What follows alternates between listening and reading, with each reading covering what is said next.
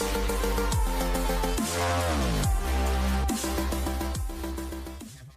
sobat Koko, jumpa lagi ya di channel aku. Di kesempatan kali ini aku mau berbagi tutorial cara membuat kolase Doraemon dari beras. Bahan-bahan yang perlu disiapkan: sket gambar, lem, tusuk gigi dan juga cotton bud, beras warna hitam, beras warna putih, beras warna biru, beras warna kuning dan juga beras warna merah. Cara membuatnya, kita oles lem pada gambar, selanjutnya kita tempel satu persatu biji-bijian hingga rata.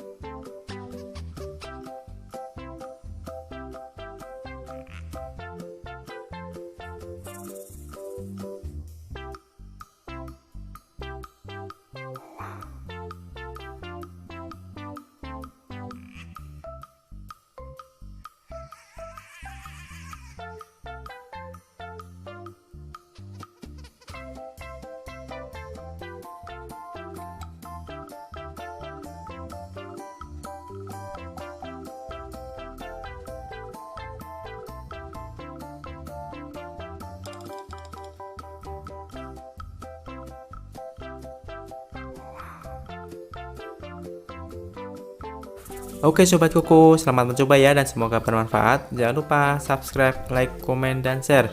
Dan sampai jumpa di video aku berikutnya.